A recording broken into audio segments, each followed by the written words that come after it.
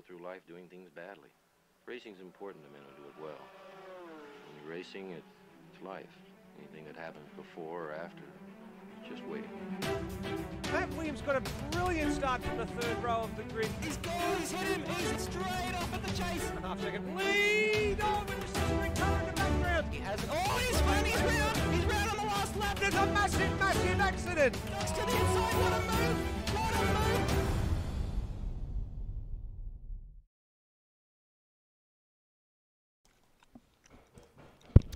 Good evening everyone and welcome to AMS Oz Formula 1 action. This is round number 7 coming to you from Montreal, Canada. It's a Canadian Grand Prix and we are back on Sunday nights. My name's Stairs for Short Shift Podcast and Apex Rear Wing TV. Joined back in the box tonight by our old friend Bazgy. Hey Stairs, how you going? It's good to be back after a fairly lengthy absence. I haven't been here since Argentina due to the change of night, but it's good to have F1 action back in here. These wonderful cars screaming. Certainly is, and as always we're going for a half-distance Grand Prix in Canada for this series. That means that we have 35 laps ahead of us tonight around this 4.421 kilometre circuit. 13 turns, goes in a clockwise direction. Tyre wear and fuel burn both set at ×2, and that sound you can hear in the background is the cars on track qualifying about 5 minutes into the session so far, and we'll start to look at that action there while Bazgy takes you through the points. Yeah, it's pretty straightforward in the points at the moment, apart from the first race. The last 5 races have had a very similar first 2 steps of the podium. Wedding 5 on the trot, followed by Xeris 5 second places on the trot, which means when you get 15 points of victory, Wedding is leading on 75 points from Xeris on 60 points. So there's a whole win out Wedding has. Nether is in third, despite not having yet got a podium, 2 fourth places. He's on 31 points. Luke Joyner is in fourth. He's still quite up there, thanks to his win in the first round of the season on 30 points. That's still a close battle there. Bit of a drop back to Andy Simpson, who isn't here tonight, on 20. Heath Dixon and Rob Dunt also not here on 16 and 14. Brendan Ross on 12, and Ozrob and Gary Neville round out the top 10 on 11 points. Ozrob here tonight, Gary Neville not. Yes, Gary Neville unable to do the Sunday night action. As you can see from your timing screens, Xeris eager to finally get one over on Lewis Wedding. Finished second to him in every single appearance so far, and at the time, right now he is top of the timesheets, but for how much longer as Lewis Wedding comes across the line? Now, is he... No, he was on an out lap there, so this is Lewis Wedding's first flying lap of this qualifying session. Gotta say, there was definitely some sandbagging going on in practice, because I took the time to write down a couple of the times. Xeris is 118.3. These set is almost 2 whole seconds faster than his time in practice, so I think a lot of people were holding back and just doing their heavy fuel runs, not much actual qualifying practice. So it'll be interesting to see who can come out on top, because Lewis Wedding goes through the first sector 0.04 rather up on Xeris. Yeah, small margins. And Lewis Wedding, well, we would expect that, we know Xeris from his Apex Rear Wing exploits tends to like to practice with full fuel on board, so that can go some ways towards explaining the difference between his practice and his qualifying time, as Lewis Wedding's lost a fair bit of time through that middle sector now, nearly 2/10 adrift. Yeah, I wonder if he's set his car up to be a bit slipperier. Well, you can see, actually, sorry to cut across you there, you can see he's running basically no rear wing at all. If you compare it to one of the other cars, look at Dwayne Davies ahead of him. That car has enough downforce for Monaco by the looks of it. Luke Joyner, I beg your pardon, not Dwayne Davies, it was the Ferrari. But basically no wing angle at all on Lewis Wedding's car. Yeah, well, it's definitely helped you in that straight, because he's ended up 0.4 of a second faster than Xeris. I'm wondering, is in this mod, do the way the wings, are they represented accurate compared to what wing angle you put on? Does it actually change, or is that entirely cosmetic looking when we look at it? Well, it's just stuck out to me because normally that wing looks similar to what we've seen on the other cars with the Williams. Unfortunately, we don't have another Williams in the server to compare it to, but it certainly looks like a much more slender angle than that of Xeris, and it would make sense because the middle part of the lap is somewhat dependent on downforce, and that's where he lost the time to Xeris. So I think it's safe to say that it is an accurate representation.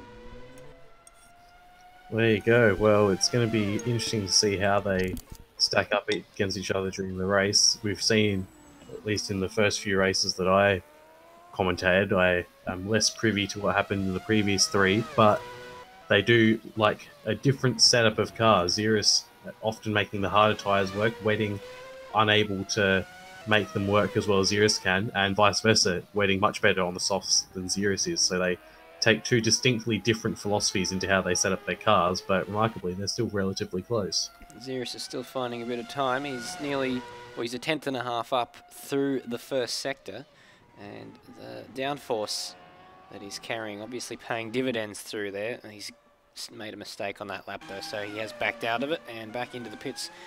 Lewis Wedding back out on track now. He was sat in the pits previously. Just 3 men in the pits at the moment. Xeris, Dwayne Davies and Nether.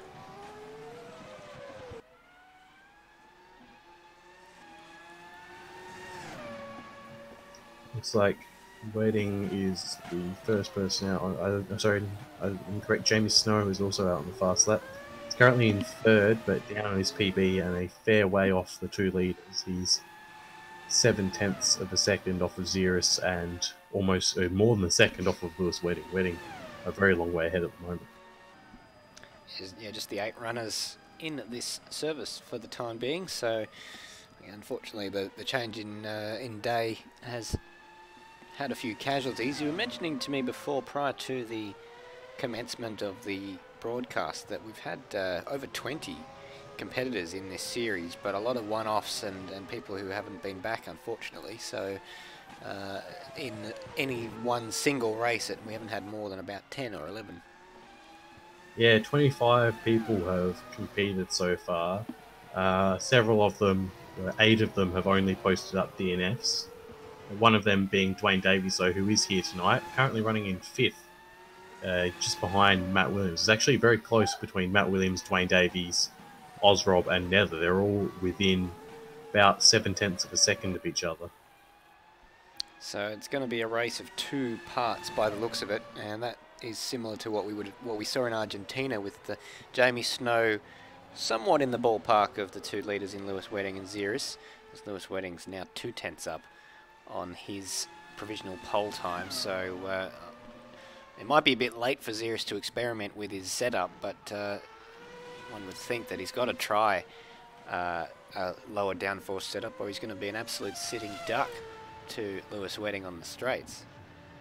I guess the problem is that after spending all the time in practice, his Wedding does a 1:17.657 to increase that gap to Xeris up to 7/10 again. The problem with changing your setup this late is that really you've gotten used to the downforce in your car, where it's sticking to the track, where you can go full throttle, and if you change that even just a little bit, you're going to be heading into the scenery as Xeris heads into the inner scenery and removes his front wing.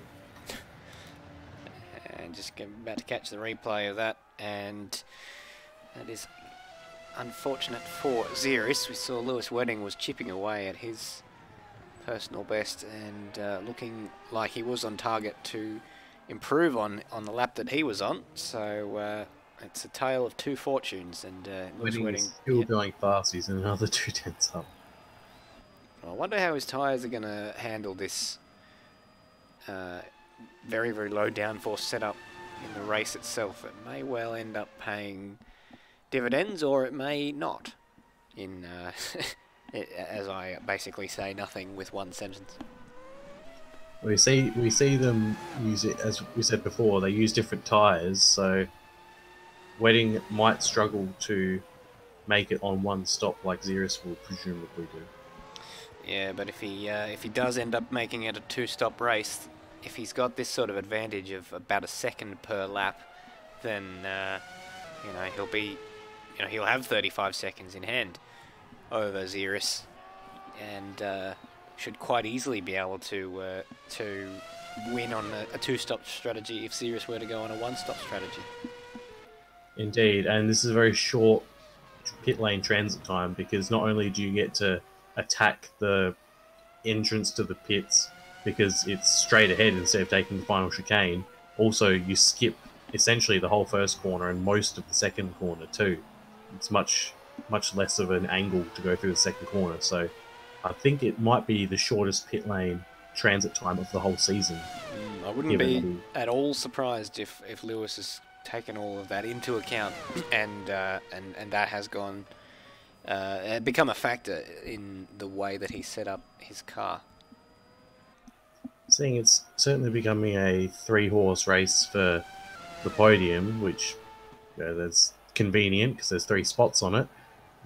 But Wedding is still in a class of his own. Snow has closed in on Xeris though. There's only 4 tenths between them, but the real battle I think we'll be following throughout the race is going to be Williams, Dwayne Davies, Ozrob and Nether. Only 6 tenths between Nether's just jumped up ahead of Ozrob into 6th place there, so it's 3 tenths between the 4 of them now. Luke Joyner down there a couple of seconds off the pace there in 8th place, but Williams, Davies and Nether and Ozrob, we saw that Davies had some terrific pace in the previous round at Spain, and unfortunately it was just a small snap oversteer which caused a big crash which ended that race. He was very, very strong in that race and was on course for a podium if not for that crash. Yeah, so unfortunately, just saw Ozrob. He was on a fast lap, but he's decided to pull into the pits, practicing his pit entry perhaps. Jamie's but had crashed. Oh, that's a heavy accident. Yes, I think it was deliberate after he finished his lap. The timer now at 0, and Xeris with one more opportunity. Bit of curb on the inside front, and comes across the line, and improves on his PB by some margin. So he's back to within 3.5 tenths of Lewis Wedding. Hasn't troubled his pole time at all, but a lot closer than he was. Yeah, certainly has, and only used 7 of his 12 laps available, whereas Xeris and Jamie Snow both used their whole allocation of laps. Very, very interesting indeed. So we just waiting for the last few cars. There's just 3 cars remaining to finish their laps, and they are Matt Williams, Nether and Luke Joyner. And Matt Williams is the last of those guys by the looks of it on the timing screen. In fact, it's just Matt Williams now. The others seem to have aborted their laps according to our timing screen. So Matt Williams, the last man on track. Looks like he's set a couple of relatively fast sectors, so we'll see how he goes as he comes across the line. Here he comes, and not fast enough to improve. Ends up 6 tenths down. So did he lose that in the final sector? I think he might have lost it in the final chicane there. Yeah. But yeah, the 121's just eluded him. 122.010 for Matt Williams. So as far as pole position, 17.3 is the time that Lewis Wedding has set to claim pole position by 3.5 tenths over Xeris. And, well, if Xeris can replicate that sort of pace and keep his tyres in check better than Lewis Wedding, then, well, maybe he'll have a chance. Jamie Snow will start out of 3rd place, and he improved towards the back end of that qualifying session as well. Yeah, he did. Someone who did improve, Dwayne Davies, was as high as 3rd at one point, but only used 5 of his laps of his possible 12 and was left in the pit lane sort of wanting at the end of that session, got passed by Matt Williams. So, interesting call there. He definitely had the time to have gone out and tried to set more laps, but decided against it for whatever reason.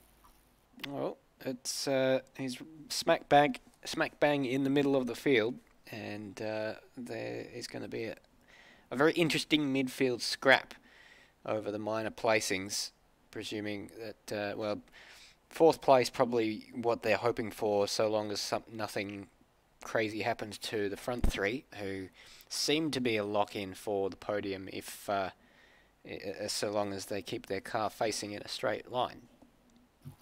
Yeah, we have seen the potential for disaster to happen. Back in the first race in Australia, we had 3 cars taken out in one crash.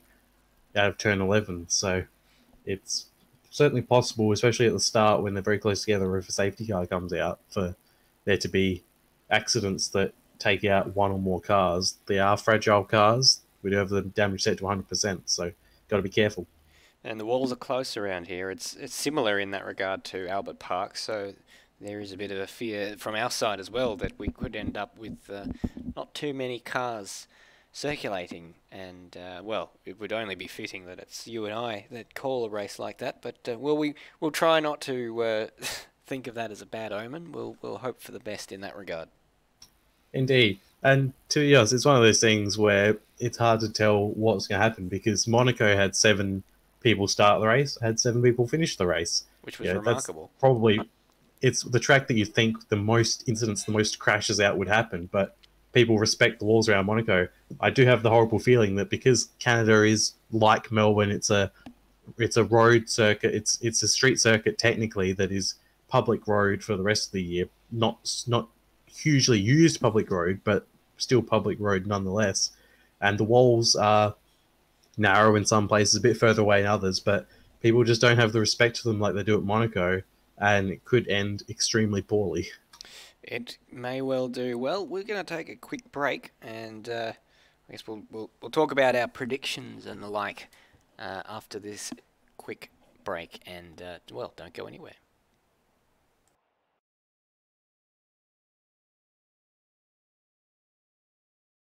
You go through life doing things badly. Racing's important to men who do it well.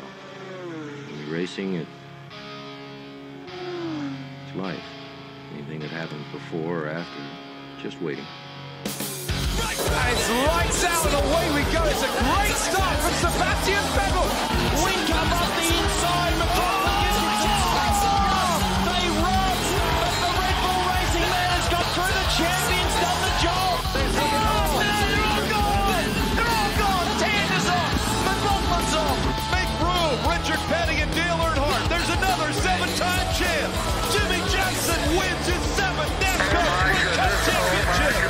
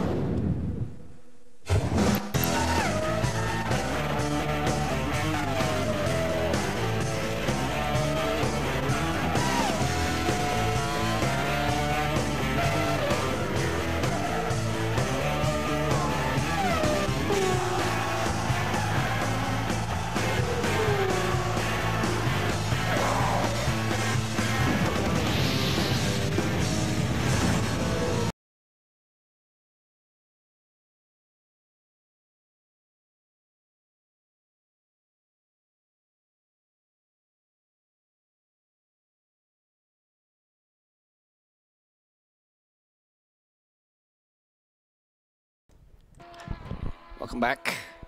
6.5 minutes remaining until the start of the race, and a couple of cars now taking to the racetrack. Or actually, it looks like it's just Xeris. So Xeris getting a bit of practice. Seemingly the briefing is now complete.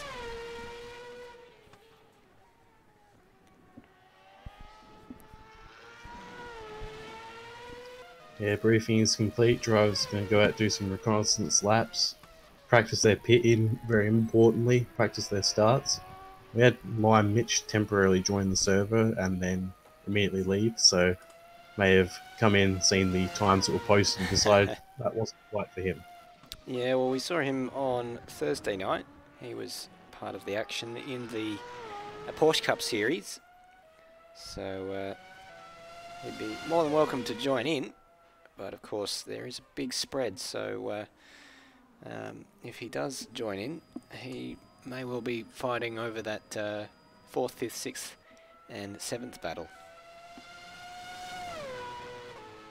Yeah, and hopefully a close battle it will be, because some of these F1 races can have the issue of lacking on close battles sometimes, and close battles are always good because it gives us something to talk about rather than resorting to lists of facts like we may have in other races. Well, how many facts do we have about this particular circuit? It does tend to produce fairly good racing. We've used this circuit for the V8 supercars as well as the Super Series, and it has created drama usually, and as it does in real life. So the smart man would bet against, well, would not bet against the same sort of thing happening again tonight. Yeah, I think I recall a V8 supercar race where I think it was Emery defended for the final 2 or 3 laps without a rear wing on a V8 supercar, and I think she also rear wing rolling the car over the curbs here. So probably won't see that happen with these cars, downforce heavy that they are, but certainly can throw up anything this racetrack.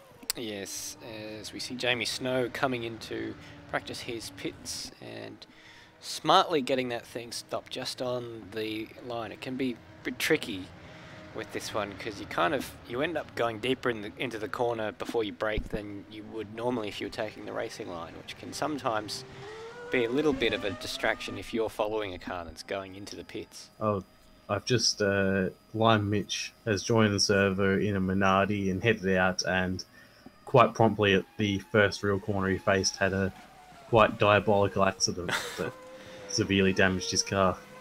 Yes, well, he's got 3.5 minutes to sort out any issues he's having, but these aren't the sort of cars that you recommend just 3 minutes worth of practice in. No, certainly not. Although we have seen some people take an excellent, have an excellent job, or do a decent job, I should say, in cars that have had much practice. In Ozrob in the WEC being the main one that comes to mind. Yes, well, he joined way back in round 1 of the WEC series that concluded last Sunday in a thrilling title finale. But once he got up to speed in those things, he was a pretty quick peddler and earned himself quite a few podium finishes as a result. Yeah, he'd done quite well and was very, very competitive and almost ended up playing a part in the finale, but was just a little bit off the pace and had a couple of incidents. Yeah, if not for those incidents, he may well have been right up there. He was fighting with the likes of Sam Smith and those types of those people when they were deciding basically the championship in those final laps. So he could have if it wasn't for Andy Simpson's dramas, it could have been Ozrob that handed the championship to Greg Nangle or Sam Smith. In the end, it did go to Greg Nangle. Yeah, Lion Mitch is coming down the back straight now, or I say the back straight, it's the straight that leads onto the front straight. So I got the back straight and he's just clipped the wall slightly, but not as badly as he could have. He'd be in good company. And a couple of issues on our side with the stream not getting the full 7 or 8 megabits that we normally get through, so it's fluctuating a bit. So apologies if you're listening and it's a bit choppy. At the moment, bar Xeris, he is just running a few more reconnaissance laps by the looks of it. His last lap was a 137 flat, and taking that lower places it really never should have got to. Yes, it barely made it past the first practice session in Melbourne in round 1, this particular car in real life, but well, it's been knocking on the door of wins at the hands of Xeris. Hasn't got one yet. He's finished second in every single race that he's competed in so far, and well, one would think it's a matter of time for him, but the signs for the Canadian Grand Prix don't particularly look that good in his regard. Yeah, it'll be interesting to see how race pace goes. Potentially, he may have been hiding some race pace. Who knows? But he's not really one to quite the straight shooter. Really, Xeris. He's not really the one to play mind games and the like. No, it's not what you would, I guess, call traditional sandbagging in terms of what he does in practice, because it's basically just practicing his race pace with a full tank of fuel. Yeah, exactly. He just seems to make everything else work beyond that. So it looks like we've just had a quick server reset. Yes. So what you're seeing on screen there is it reflects that. So we'll try and get back to the full screen view, as the drivers will surely be very, very quickly gridding up in their qualifying order.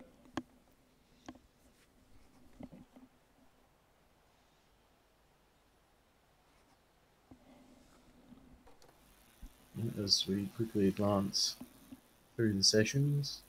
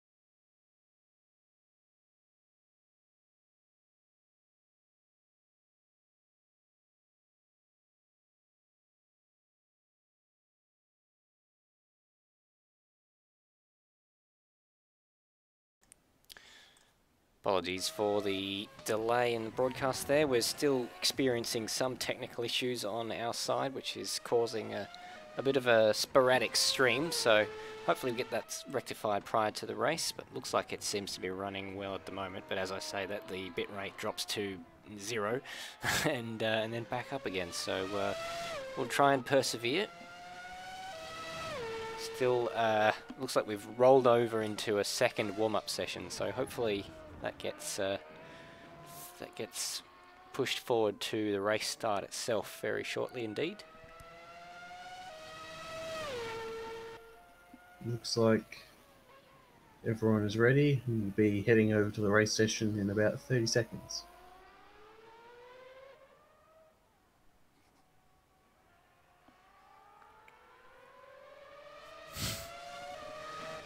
And apologies for hasty rewrite of the description on YouTube, misspelling Bazgy as Bazgy. We will fix that up.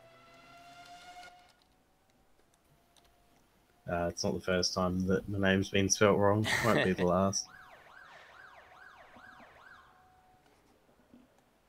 So, looks like that has been the conclusion of the warm-up session, so we're now into the race session itself and simply waiting for the cars to grid up.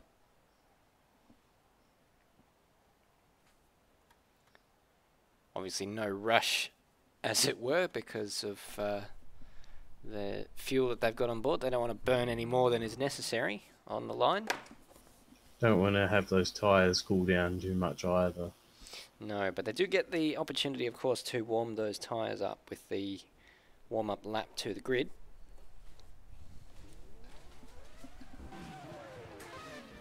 So we've had our first takers onto the grid, Lime, Mitch and Ozrob. And now the two. So just the 3 of them as Xeris and now it starts to populate a lot quicker. So, and that's the whole grid. So the warm-up lap begins. Lewis Wedding is your pole sitter. He's been a fairly dominant force in qualifying in this series, and tonight is no different. He will be leading off Xeris in the second car on the grid, Lola Ford. And what can Xeris do? Will there be a strategy card to throw in a little bit of a surprise for us tonight? Behind them, Jamie Snow in the Jordan Peugeot, and he's joining us again for the first time since Argentina.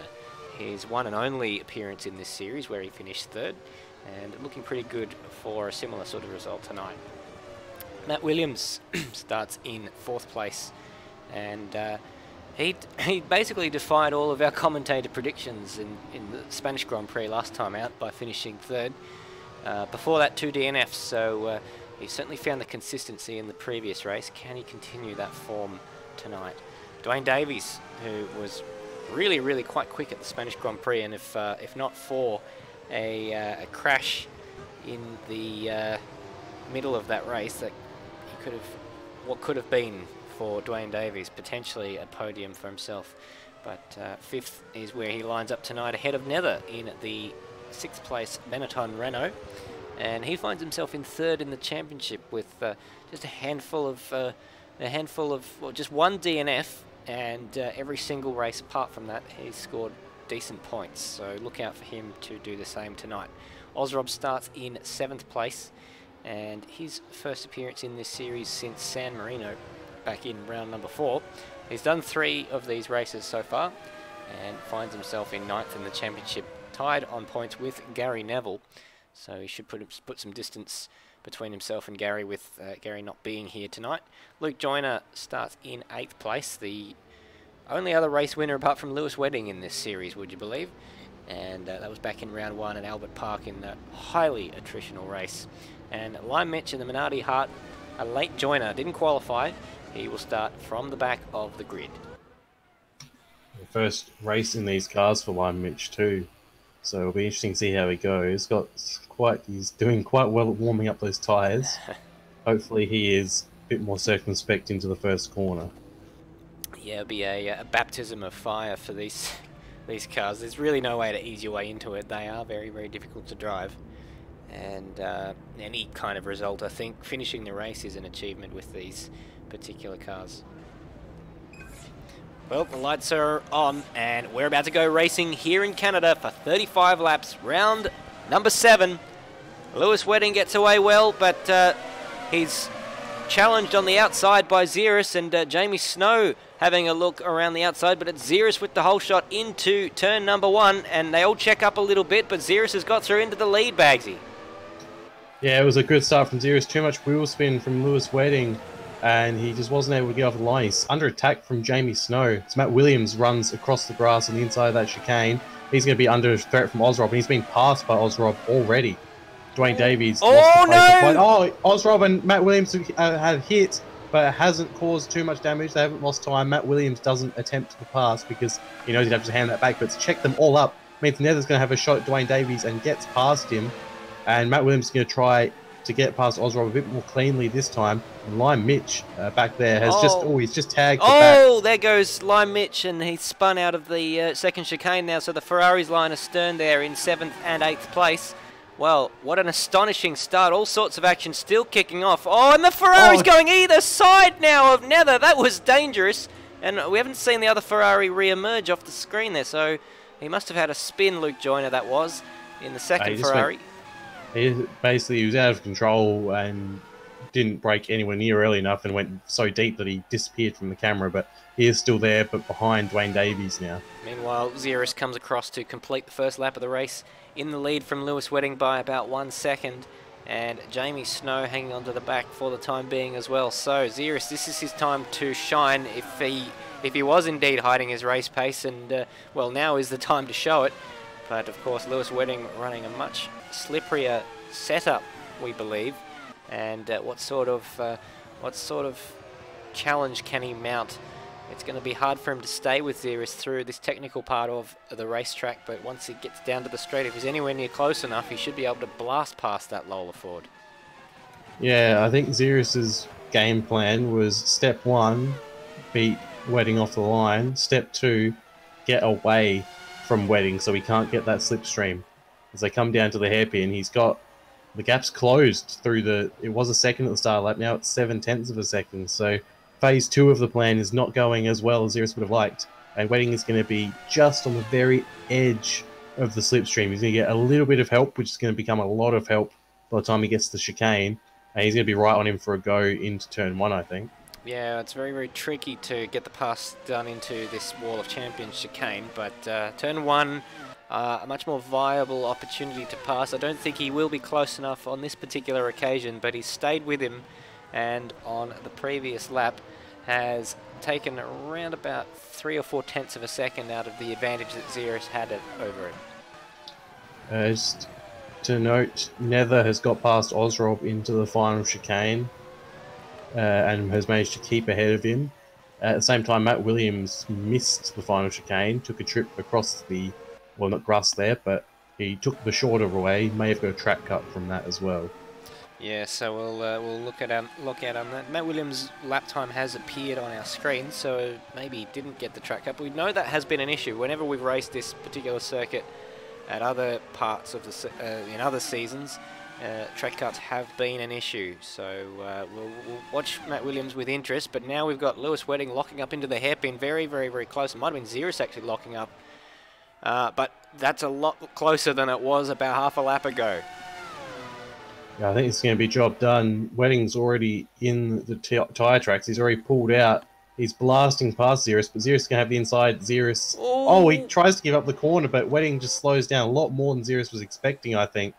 They come oh so close to touching, but Xeris is back behind Wedding now as Wedding sets the fastest lap of the race. That is not ideal for Xeris, but if Wedding is on a two-stopper like we think he'll do versus Xeris' one-stop, then that could be those just couple of laps where Xeris was ahead could be good enough to help him.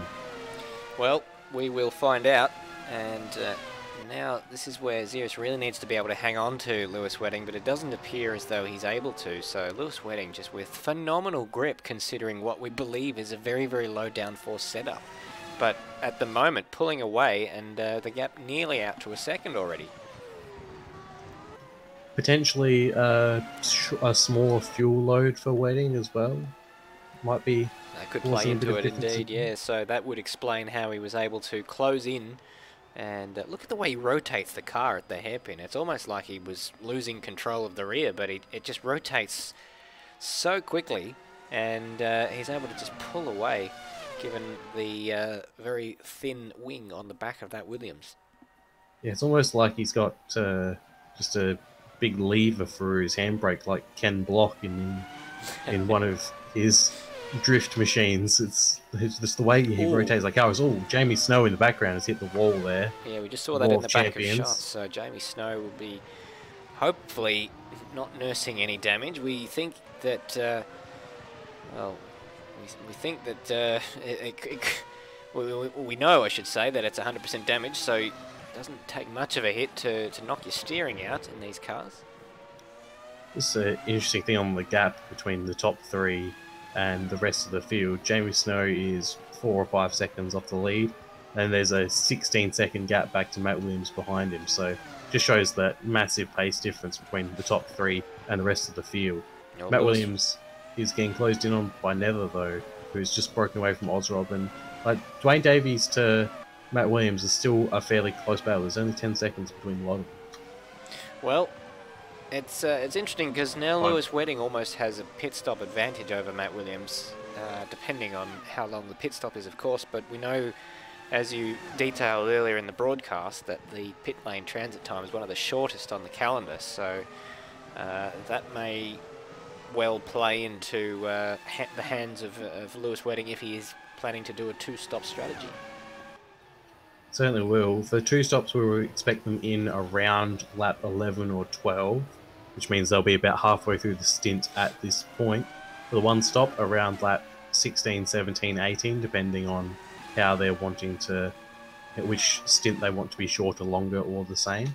So it'll be interesting to see how that all plays out because, as you said, he does already have essentially a pit stops advantage. Well, he's easily got it now over Matt Williams. It's going to be interesting to see if G gets it over Jamie Snow, though, because at the rate that he and Xeris are losing Jamie Snow, if Wedding has to pit earlier, he might have Jamie Snow to contend with.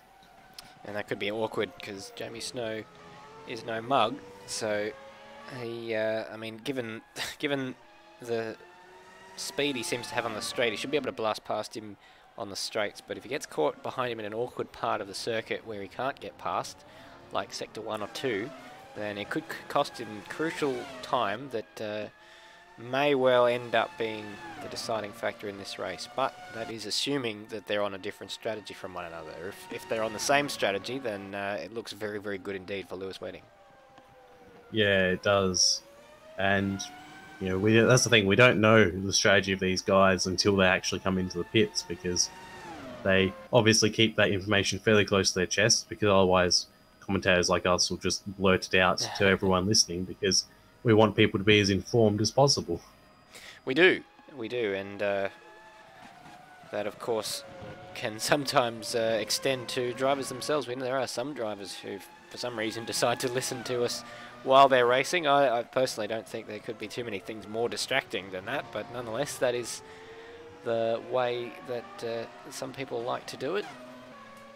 Looks like Dwayne Davies has attached himself to the back of Ozrob, just that little bit faster than Ozrob, and he's now certainly in range. You'll probably follow him around this lap until they get to the hairpin, or potentially sooner, given his pace, but it's going to be very, very close. Just to note, Lime Mitch did retire on the second lap. He drove that car directly into the garage, so I'm guessing that might have had some the damage. speed, some damage, and he may have realised that, oh, it was Ozrob spins. Oh no! Ozrob spun in front of Dwayne Davies.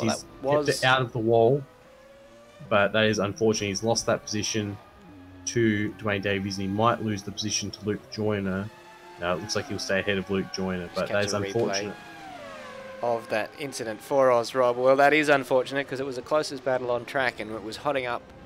Unfortunately for us, we kind of get blue balled just before the battle starts to kick off. But Dwayne Davies will be thanking Ozrob very much for that. It was a bit of an early Christmas present, and off on his merry way he goes. About 4 seconds adrift of Nether. Yeah, he's gonna be. Well, I don't know if he's going to close in on Nether, but they've been doing very similar lap times. Last lap Nether did a 1:24.6.02, and Dwayne Davies did a 1:24.656. So Dwayne can get the hammer down a little bit. Well, Nether's just done a personal best 1:23.1 to Dwayne Davies 1:24.4. So that gap has actually gone out a little bit. And in doing that, he's actually closed in on Matt Williams a little bit. 0.3 of a second taken out of Matt Williams on that particular lap. If he can continue that sort of rate, then he will catch him in around about 10 laps or so. But that is a slow burner to maybe keep an eye out for in the future. Indeed, and importantly, that would put it right around the pit stop time as well. So it'd be interesting to see how that one would play out. Just looking at, trying to look at the tyre life of the different cars, and it seems like Wedding is slightly better on his tyre life than Xeris at the moment, so potentially on the same tyre. I'm not sure which tyre, but potentially on the same tyre. Well, that would be a surprise, because we know that Lewis Wedding likes to run the soft tyre, whereas Xeris the hard tyre, both of them saying they can't make the other tyre work. Now, if Lewis Wedding, with such a low downforce setup, can make the soft tyre last like that, then, well, he's a magician. Yeah, or I mean, potentially he's gone with the hard tyre today and decided that I don't need the extra grip because I've got all the pace. Well, he certainly does at the moment. 3 seconds the gap, Lewis Wedding over Xeris, and Jamie Snow 10 seconds back on Xeris. On Lewis Wedding, I should say, about 7 seconds back on Xeris. And they have a mighty old lead over Matt Williams, 30 seconds. So now, Matt Williams, if the three ahead of him, if all three of them were to pit, they would come out in front of him. They would. Wedding's coming up to lap his first victim of Luke Joyner. It's only a few seconds behind, so now we'll see lap traffic start to come into play a little bit, because it can be difficult to get past the lap traffic if you meet them in the wrong spot, especially in this section that Wedding's in at the moment. It's very twisty and very much one line only. Although he is a lot faster, so he can probably take some alternate lines that probably aren't really ones you'd expect, but do work when you're lapping slower cars. It's fairly early in the race to be lapping cars already, but Lewis Wedding nonetheless seems to have the pace to do so, and Luke Joyner will want to make sure he doesn't get lapped more than 3 times, or he may well find himself in a situation like in Spain, where he hasn't done enough laps to be classified.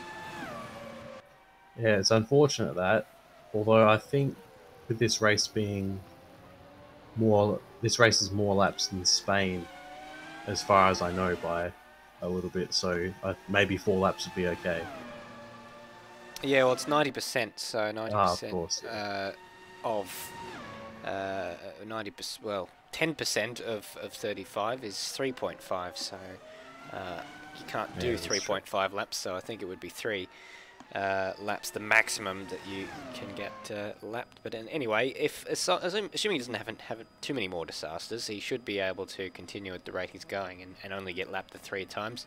Lewis Wedding's just done a blistering 18.9, which is the fastest lap of the race, and Xeris's fastest lap at 19.1, so 2/10 off, but didn't manage that on the previous occasion. He did a 19.6, so he's dropped about 7/10 to Lewis Wedding on that last lap. Yeah, Wedding closing in on the, well, not really, he's broken into the 18s. Qualifying time is a minute 17.38, so still a second and a half or so off that, but as the fuel load burns off, I think we can imagine he might get close to that. Possibly, and well, we'll find out, of course. We're inching ever closer to that first pit stop window for the 2 stoppers, if there are any. So that will kick off presumably a flurry of activity when and if that happens. If not, then we're probably looking closer to around about lap 16, 17, 18 for a 1-stop strategy. Jamie Snow's in the wall, out the hairpin. Oh, that is a big one. That is a big one. Let's catch a replay of that one. So, a strange spot to lose it. Has he just lit up the rears coming out of there? Or no, it's happened after that. Oh, that was a very, very, very strange accident. He's come straight into the pits after that, so yeah, either there's a bit of damage, or he's decided that, or he was already going to do a 2-stopper. Yeah, it's just those rear tyres getting a little bit angry with Jamie Snow, struggling for rear traction. So sitting in the pits now, he did have a 30-second advantage over Matt Williams, so it makes sense from his point of view to get that damage repaired, because he seemingly has the pace over Matt, and he can rejoin the circuit, continue on his merry way, and do his 2-stop strategy. So he should still be very long time. So a very long time in the pits of Jamie Snow, so he must be repairing some damage here. But yeah, I'd say this is so. certainly taking him out of contention for anything higher than 3rd. But no, I don't think he was it may start putting him under pressure. Yeah, I don't think he's realistically thinking about the win, so the podium is definitely in question now. Yeah, well, he's 20 seconds behind Matt Williams now, and he's just come out next to Osrob, but almost a lap down. He's fighting Osrob for position, and Wedding's coming up behind to now lap him.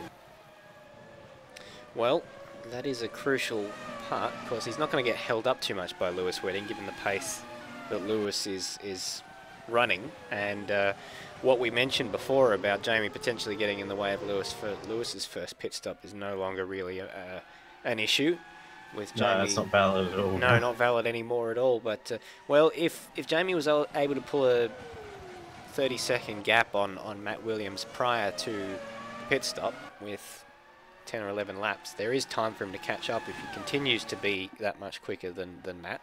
Matt Williams has just pit, so he is clearly doing a 2-stop as well.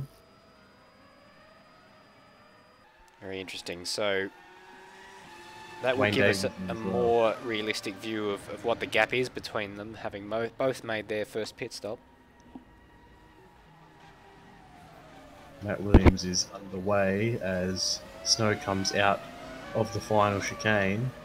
So that is going to be, I believe, Matt Williams ahead. Oh no, he's still traversing the pit lane because he was quite early in the pit stop. So Jamie Snow's going to still be ahead of him. Yeah, Jamie Snow just going out of turn 1 right now. So even with the short pit lane, and Matt Williams rejoins right behind Osrob, and that is for position. Osrob's under no obligation to cede the position. So it has certainly cost Jamie Snow a fair chunk of his advantage, but it hasn't cost him the position. So once the pit stops shake out, Nether will drop back, will drop third, and Jamie Snow will move back up into third. And at the moment, those 4 guys are the only ones left on the lead lap. Lewis Wedding, Xerus, Nether, and Jamie Snow. And Lewis Wedding with a drive-through penalty, so that seems very early on in the race. He hasn't come into the pit, so that is for track cuts, which must mean that every subsequent track cut would now net him an extra drive-through penalty. So just trying to see where it was that happened. Now Xerus has got one as well. Couldn't see the track cut. Yeah, that's very confusing. I'm not sure. And Jamie Snow has a drive-through penalty. So what on earth is going on? Wedding's just coming to the pits along with Nether. Nether's had his Jamie Snow's doing his drive-through. Matt Williams is back in again. He's also serving a drive-through penalty. So I think everyone has got a drive-through penalty, I think. That is a very, very bizarre situation. Of course, if everyone's got a drive-through penalty, it effectively hurts no one.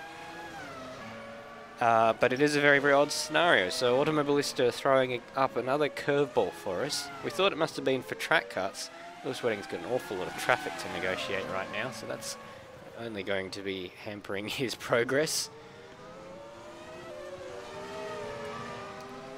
So despite all these drive-throughs have thrown us for a bit of a loop here. Xerus hasn't served his yet, which is why Lewis Wedding is behind him. Wedding hasn't served his either because he came in for a pit stop. So Wedding hasn't served one either. So at the moment there's 15 seconds between them. Both need to serve a drive-through. Xerus hasn't pit yet.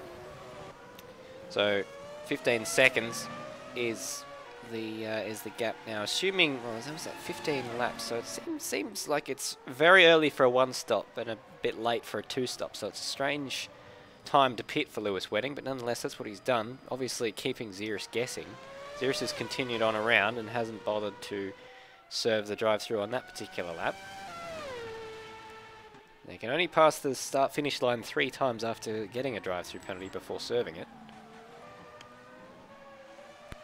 Yeah, hopefully he has noticed that he has the drive-through, because that'd be very unfortunate if he were to be DQ'd. It would be it's very strange situation. Yeah, now we can only speculate really as to what's caused that, whether it's a timing glitch that's given them penalties. I know we've had this happen in Apex Rear Wing in a practice race. I think something like to do with blue flags being erroneously given to drivers, and then the drivers being given a penalty as a result of ignoring them. But well, we haven't seen any blue flags. Of course, we don't get to see them on our side, as far as I'm aware. So that's merely a speculation. But your guess is as good as mine at this point. And we'll see if Xerus comes into the pits this lap, because I think this is lap he has to serve the drive-through. No, he decides against it, so Xerus continues on. Well, hopefully he had another lap in hand. I hope so. Comes across the line. Well, he hasn't been disqualified, so he hasn't. Although I'm not sure when he's going to come into the pits, because you'd think that this lap or the next lap would be the one you'd pit for your 1-stop strategy. Yeah, well, he's obviously gonna wait another time to do his pit stop if he's got to do his drive-through first. And Lewis Wedding has continued around as well. So as far as we're aware, well, do we have a we don't have a live steward doing this, so they're going to have to serve these penalties at some point. It's just an unfortunate situation where the game has given these penalties out. They're going to have to serve them, regardless of whether they've been given erroneously or not. Yeah, it's one of those things where there's unfortunately no one to intervene to remove them or to let the drivers know if they will or will not be removed. So yeah, they're going to have to bite the bullet and serve them. I mean, everyone got them, and presumably some of these guys, I know that Lewis, Luke, Nether and Xerus are all in the Automobilista Australia Discord, so they'll be able to communicate with each other what's going on. As Xerus goes straight on at the final chicane into the pits. Now, is he going to drive through or is he going to stop?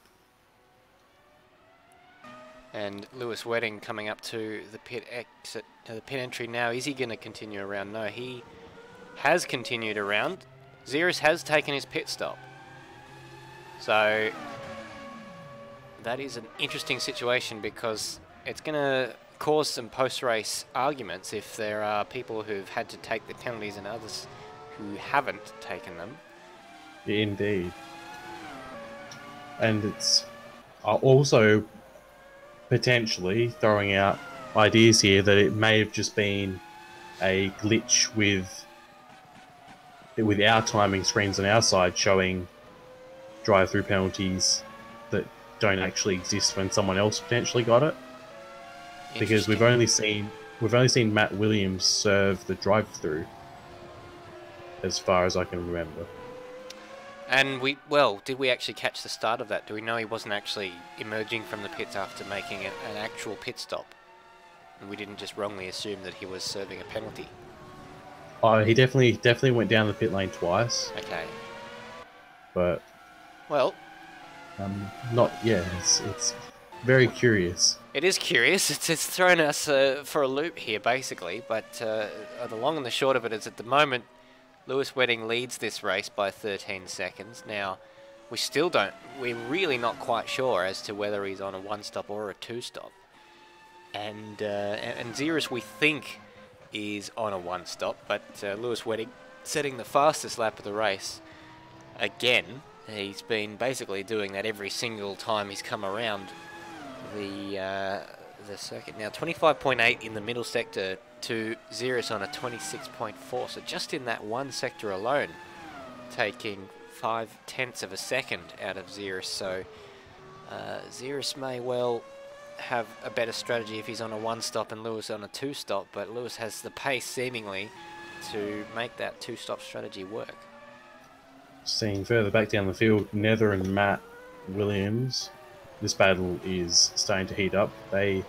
Matt Williams has been closing. He closed in 4 seconds on the last lap. Nether had a scruffy lap, and it allowed Matt Williams to really gain on him there. So there's now a visual gap, not just one on the timing screen. So Nether pitted 1 lap later than Matt Williams, so he's got slightly better tyres, but both will most likely be coming in again. And that'd change of position because Matt Williams toured the pit lane twice. Yeah, Matt Williams... He was ahead of Nether. He was ahead of Nether. He was also ahead of Ozrob as well. A 1:18 flat from Lewis Wedding, so he's absolutely put the pedal to the metal. 0.4 faster than his previous lap, which was the fastest lap of the race. So absolutely leaving them for dead. Xeris was on a 21.4 the previous lap around, so 2.5 seconds quicker than Xeris. Xeris now puts in a 19.4, much closer to his personal best time.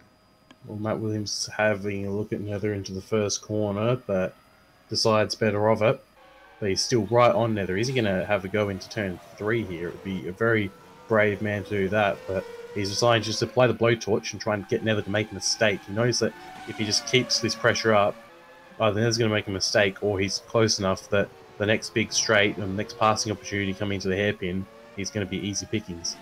Yeah, it's just got to be patient with the pace that he's showing at the moment. It should be a matter of time for Matt Williams. He just doesn't want to do anything too silly, and he had a little bit of a look there, but he dove back towards the racing line. Sensible thing to do, just trying to get in Nether's mirrors, make him make a mistake. Here he comes down the outside to the hairpin, forcing Nether to go for the inside, and trying for the switchback. 17.9 from Lewis Wedding. And what kind of traction does Matt Williams have out of the hairpin? It's going to be a drag race down to the chicane with Matt Williams in the ideal spot on the inside, and he's clear. Nether's going to tuck back in though. Is he going to have the slipstream enough to get past? He will not. So Matt Williams, he took too much Wall of Champions curb, and that was it. So a strange mistake. We'll catch a replay of that one. We saw it from the helicopter. Matt Williams had done all of the hard work. He got in front. He had the ideal line. He just took...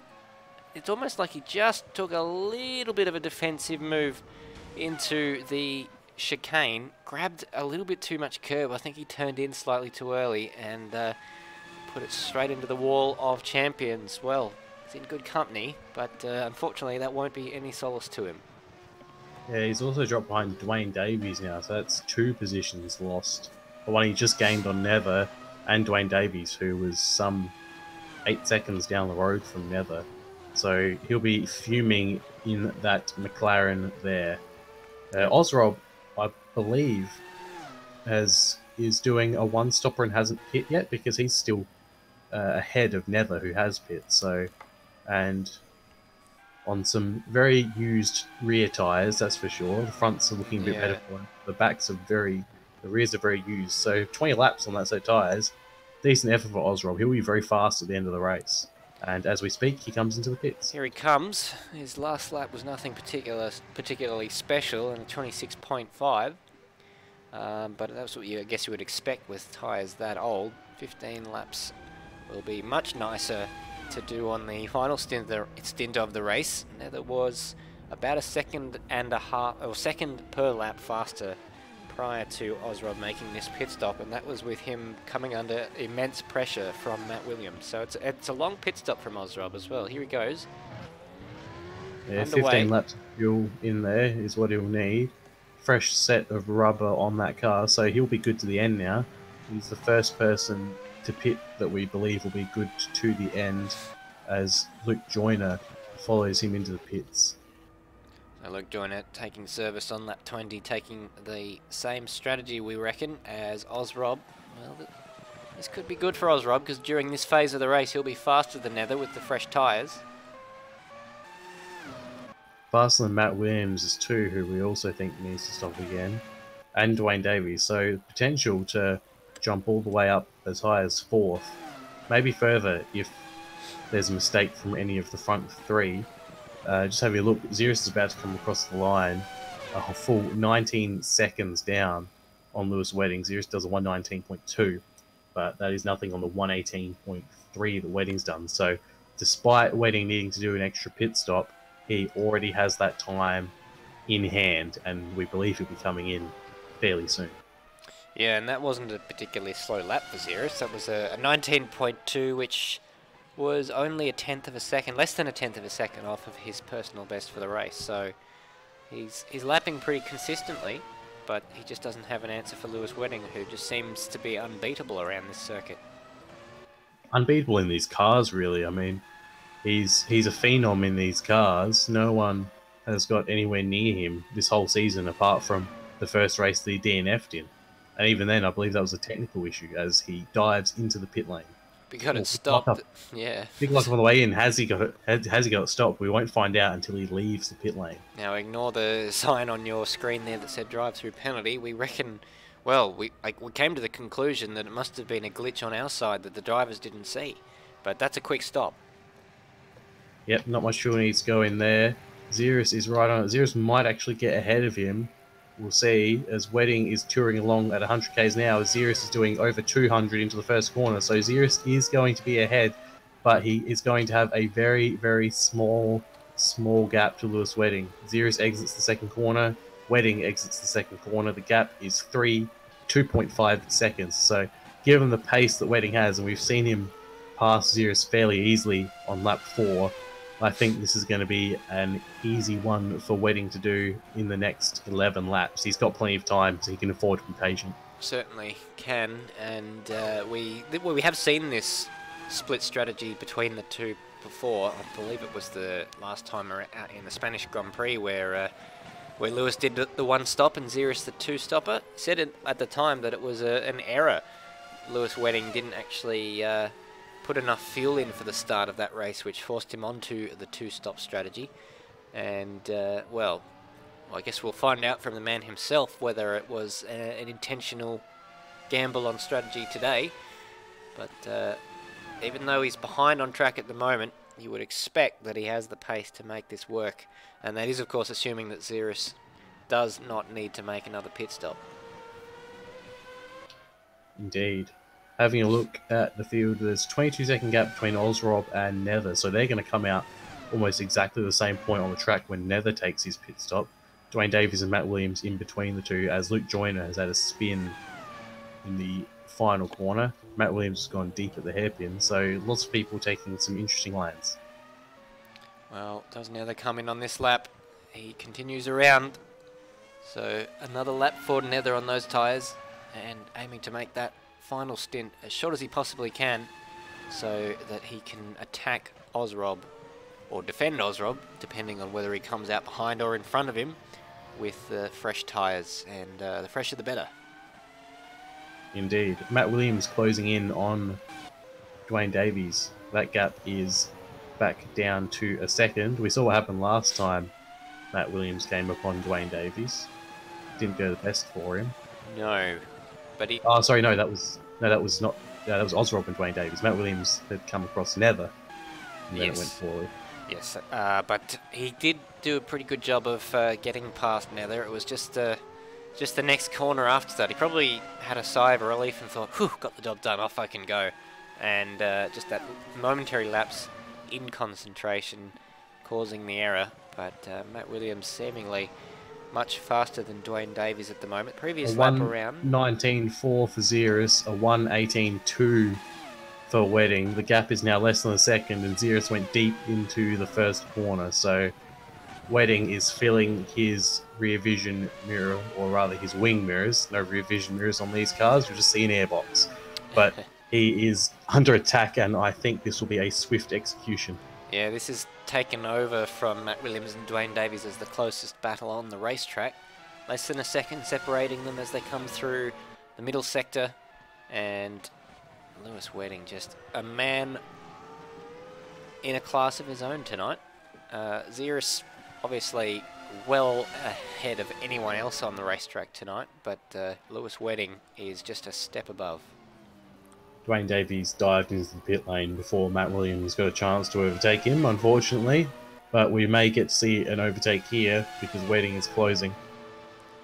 Well, he certainly is, and time will tell whether it happens on this lap or the next. I don't know. Well, he certainly isn't in a position where he needs to take a risk. He's just going to do this as sensibly as he possibly can, one would imagine. And he may well just bide his time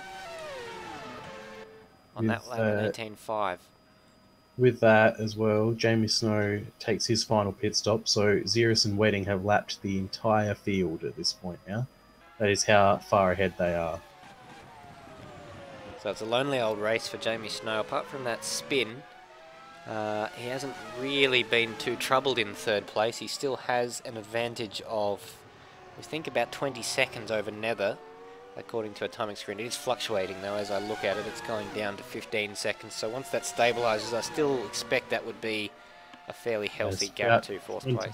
4 seconds. So he's got time for another pit stop really if he needs to. Not that... Oh, huge moment there for Xerus. He's held onto it, but that's going to give it's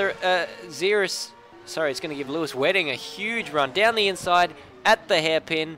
He's going to get that thing nicely parked on the apex to try and block Xerus's run at him. And I think that may well be job done. I don't believe that Xerus has the top speed to fight back here. Yeah, that mistake from Xerus has cost him in the end. Certainly has. And, well, what an unfortunate way to give up the lead. But we know that he didn't give it... Go on. Matt Williams has pit, and he's coming out directly behind Dwayne Davies again. So no change in position there. Battle no resumes. Overcut for Matt Williams, and the gap is essentially identical to when they pit. Well, that's good. We can let battle resume, and as soon as the Lewis Wedding Xerus battle is over, we now have this one to look at. So that's actually good timing from these gentlemen. It is, and we're probably going to get another battle soon of... We think Nether's going to have to pit one more time, which will put him right next to Ozrob because there's 20 seconds between them. So, Nether coming up to the start-finish line. So, Luke Joyner spinning. So, we thought that was Dwayne Davies for a moment. Dwayne Davies. The Williams-Davies battle is about to get joined by the Wedding and Xerus battle as they lap them for the second time. Well, Matt Williams has a run around the outside here, so this is he's not going to want to back out of this. What is Dwayne Davies going to do? Is he going to back out of it? We can't quite see him on the screen there. He's backed right out of it. So that is a huge gift for Matt Williams. Yeah, that's Dwayne Davies probably being a little bit too kind there and has taken the air out of that one quite significantly, unfortunately. Yeah. Matt Williams still yet to get out of the way for Xeris, but I don't think he's held Xeris up much, to be honest. It's going to be difficult for him to pick a spot, though, to get past him in this section of the racetrack. But very narrow walls all around. Well, Dwayne Davies is not even in the picture anymore, so that was very, very costly for him. And Matt Williams now has an advantage of 3.5 seconds. Yeah, it's not the best there, unfortunately. Yeah, close to 4 seconds he ended up losing that final sector last lap. Well, basically Dwayne Davies and Matt Williams were on opposite ends of the spectrum of lapping etiquette there. Matt Williams probably stretching it as far as you would want to take it, and Dwayne Davies being about as generous as you would want to take it. Indeed. Nether just did a 125 as he went around on those slightly older tyres. Ozrob's done a 122.7, so 2.2 seconds Ozrob has taken out of Nether that lap, and there are 7 laps to go, and the gap stands at 16 seconds. So at that rate, it could be very close here at the end. It looks like Nether has decided on the one-stop strategy with a slightly earlier first stop, so he's going to have some very used tyres at the end. Ozrob's tyres are much better, so this gap is going to close quickly. Yeah, and that could become an exponentially changing gap, or exponentially decreasing gap if there is such a thing, but because now the pit is so early, but Ozrob went such a long time on his first stint, so he only has to do the 15 laps on his final stint, so 8 laps old his tyres at the moment. So what's he done through the first sector? He's made half a second just in that sector alone, and then through the middle sector again, 28.3 for Nether, 27.4 for Ozrob, another full second. So he's taking huge chunks out at the moment. Nether comes across to do a 124.5, so that's half a second faster than his previous lap. He's realised that Ozrob's closing in. What's Ozrob going to do though? He comes across and does a 123.5, so only a second on that lap. So he lost time, actually. He lost 3/10 through the final sector to Nether on that particular lap. So that's interesting because he was up by a lot more than that. I'm wondering if he had a moment in the hairpin out of view to us. Could possibly be. So this is a head game now because the gap... Jamie Snow's pitting again. Now that is interesting. New tyres. Well, we thought he could make it to the end, didn't we? So that's this 4th pit stop, isn't it? Third. Third. Yeah, he pit early for damage and for damage and stuff, and then he pit only 2 or 3 laps ago. Maybe he didn't get the tyres or the fuel that he needed. So he definitely changed tyres. So this is another set of tyres, but yeah. Maybe he just didn't quite calculate the fuel. He had the time, though. He is coming out of the pits, and Nether is in the background a shot, as you can see there. So he could afford it, but that's not what he would have wanted. Puts him even further back. I guess it's an insurance policy for him. If he was touch and go with fuel, makes sense to jump in and make sure that you're absolutely certain to be able to get to the end. And a 10-second gap with Nether struggling on old tyres should be fairly comfortable. Oh, Xeris has spun. So that puts pay to any challenge Xeris will have. Spun on the Wall of Champions. So another victim claimed by the Wall of Champions. And it is a tricky corner there because you really have to attack it. And just getting too much curb on the left-hand side of the circuit there. Different to the one that Matt Williams had a few laps ago. Not under pressure, of course. 3rd place, an entire lap behind him.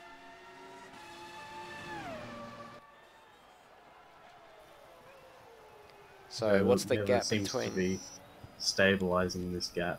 Yeah, Ozrob now. He's still losing time, but only... He's stemming the bleeding at least. He is. He's got a tourniquet on. and 0.3 of a second is all that leaked through the bloody bandage on Sector 1. Whereas that Wayne was... Davies back in the pits as well. So a lot of action in the pit lane that people taking advantage of this quick pit entry and pit exit. I guess they think it's more fun to come into the pits than it is to do the final chicane. Seems like it, as Luke Joyner just had a moment in the final chicane and almost speared into the side of Lewis Wedding. That would be very unfortunate. And but he's actually by taking already... that pit stop, Dwayne Davies has lost the position to Luke Joyner. So that would put him 3 laps down. Luke Joyner 3 laps down now. And he doesn't want to go any further laps down because then he will be at risk of not being classified. Looks like Osrob may have made a mistake because that gap's jumped out a little bit. It was under 13 seconds, but now it's back above 14. So we'll wait and see. This is a sector-by-sector analysis that we have to do. And Nether losing a very, very, very minimal amount of time to Osrob in the first sector of the lap that they're on now. Less than 1/10 of a second. Nether had a slow middle sector on that lap, 28.4. Now, did Osrob also have a slow middle sector? Is traffic becoming an issue for them as they let the leaders through? Because Nether's middle sector was 3 seconds slower than normal. Osrob's 27.5, so both much slower than what they're normally capable of. Yeah, I think it's just part of their being lapped and are lapping other cars at this point now, so... Messy. That seems to be the main issue is traffic. You wouldn't think you'd get traffic when there's only 8 people in the race, but it's certainly happening at the moment. Apart from Jamie Snow, who's off by himself in Sector 2 at the moment, they're all essentially within a sector of each other. Well, this would be the second 4th place finish in a row for Nether, and his 3rd of the season, an equal best result of the season, and puts him fairly comfortably in 3rd place in the championship, well adrift of the top 2. Yeah, he'll be kicking himself because he's just never quite been able to get onto the podium. There's always seems to have been someone around who's just been able to pick up that podium. He hasn't quite been able to. Yeah, lost that podium at Brazil. It was the closest he came. He actually finished the race across the line in 3rd, but was penalised for a blocking manoeuvre that ended up costing him that position to Scott Murrell, and ended up 4th as a result. That was probably his strongest drive that we've seen, but he has been consistent, and we've seen that him pick up podiums in the Porsche Cup Series as well on Thursday nights, which has put him 2nd in that championship. Osrob has to get out of the way of Ziris. He's a man of consistency, that's for sure. Most certainly is. So, looks like Lewis Wedding has buttoned off a little bit, down in the 21s on the previous lap. Now, whether that's just so that he doesn't tangle up with the leaders, or with the back markers, not sure, but he seems to be able to control that gap. It has come down a little bit to Ziris. It was over 10 seconds. Now it's about 8.5. But speaking of gaps that are coming down, we saw that Osrob was closing in on Nether for a bit, but that's been stemmed because now Matt Williams is closing in on Osrob and took 2 seconds out of him the previous lap. 1 second, 1.5 out of him the previous lap, and 3 seconds the lap before. Yes, and he's just got the Ferrari of Luke Joyner to lap. Luke Joyner has also been closed down by Dwayne Davies in the dying moments here. So still several positions up for grab. Which is good to see. And Dwayne Davies, it's all sort of fallen apart very quickly for him. It wasn't long ago that he was battling with Matt Williams for position. Now he's about half a length of this straight and a lap behind him. As we've actually we've missed the race winner because it's happened so quickly. These guys are laps down. So that was the final lap of the race, and Lewis Wedding wins the race. Ziris comes across the line 2nd, and Jamie Snow still up at the hairpin. Yeah, and a lap down. So we did miss that one out with so many cars laps down. the exciting finishes we were hoping to bring you have sadly not eventuated. So that means that Dwayne Davies will not catch Luke Joyner. It looks like Matt Williams has actually finished ahead of Ozrob. So despite there being a fairly sizable gap there, I'm not sure what's happened there. Everyone from 5th down has finished because of where they were on the circuit when Lewis Wedding won the race. So that just leaves Nether, the only man to come across the line. And he's the second man just a lap down. He will finish on the same lap as Jamie Snow, about half a lap behind him in the end.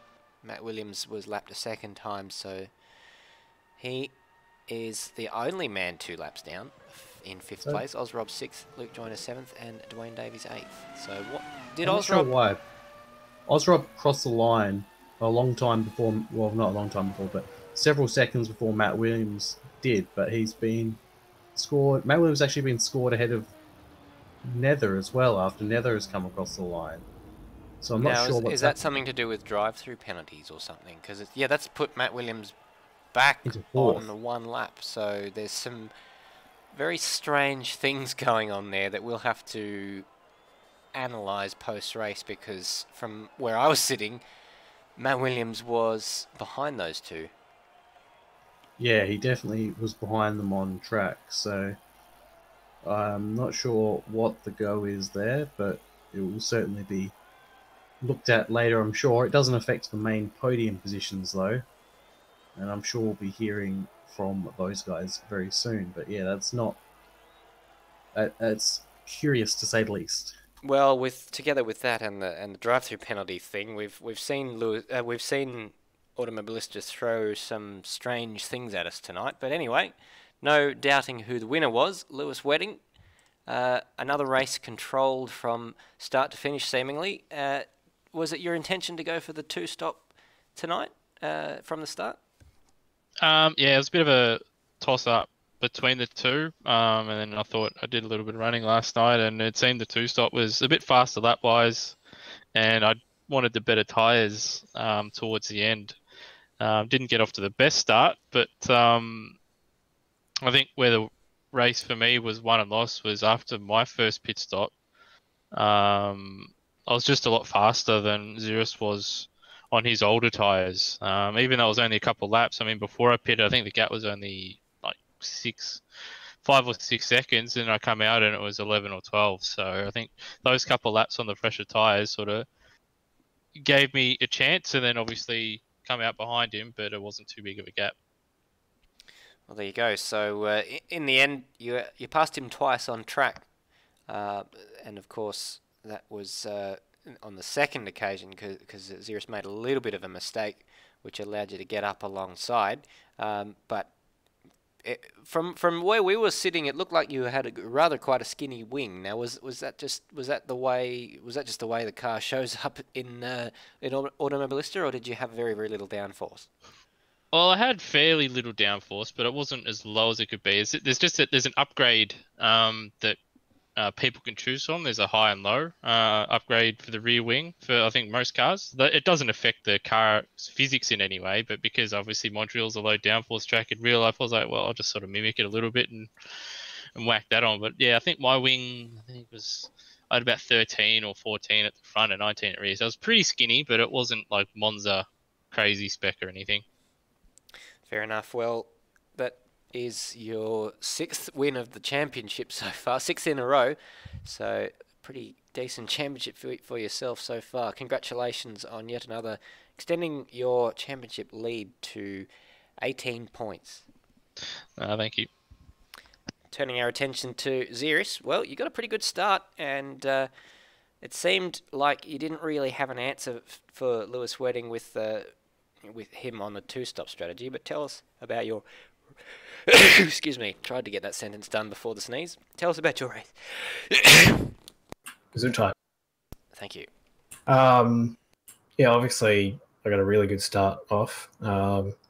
This week I opted for soft tyres, which I don't know, may have ended up being a mistake because about 4 laps from the end they just died on me. And then, yeah, basically I got a heaps good start for a couple of laps. Lewis passed me, no problem.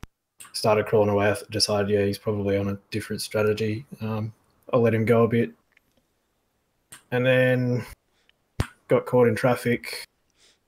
Then pit, no issues. And yeah, and then I had a really, really big tank slapper and let Lewis pass in the end. There you go. Well, still second place, so a strong result. And second place, the only finishing position you've actually managed in this championship. So six places in a row. Still nothing to be sneezed at.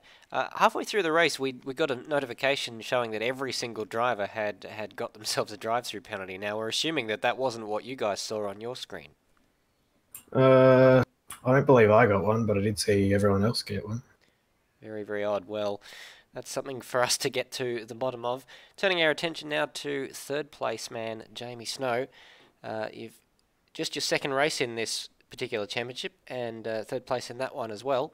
So congratulations on another podium finish. But it was an up and down sort of race with a few extra pit stops we saw.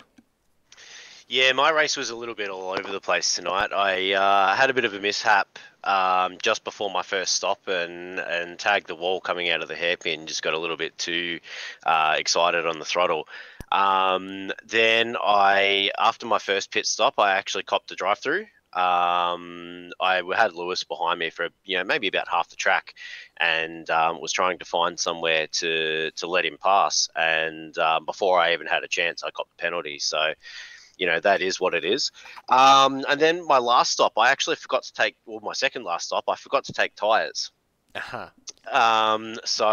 But I mean, I was still building the gap on Nether, so I thought, you know what, I think I've got time, and I know I've got speed, so I thought I'd just duck in, put a fresh set of tyres on, and have a crack at the fastest lap, which I missed out on by 0.2 of a second. So there you go. Well, that's very, very close, but a sensible choice, given that you had the ability to have the last pit stop as an insurance policy to make that last pit stop for tyres. Yeah, definitely. I was looking at the gap back to fourth place, and I'm thinking, do I, don't I? But I thought, you know what, even if I don't quite have the gap to get the pit stop done, I think I've got the pace to get the move done to get back into third. So there you go. Well, with that podium finish, it puts you up into fifth place in this championship. So well done on that. And that's our top three, Bagsy. Yeah, it was a good race at the front. It was close to the end there. We'll be able to get back to people later on what the actual final positions are with that interesting glitch in the timings at the end. We're not sure exactly if that was meant to happen or not, so keep an eye on the Automobilist for Australia Facebook page. The finalised results will be posted there in the next couple of days or so. Certainly will. Well, that has been the 7th round of the Automobilist Australia Formula 1 1997 series. The next race coming to you from Magny-Cours in France for the French Grand Prix. That'll be round number 8. Till then, my name's Stairs. I've been joined by Bagsy. Thank you very much indeed for watching. Bye for now.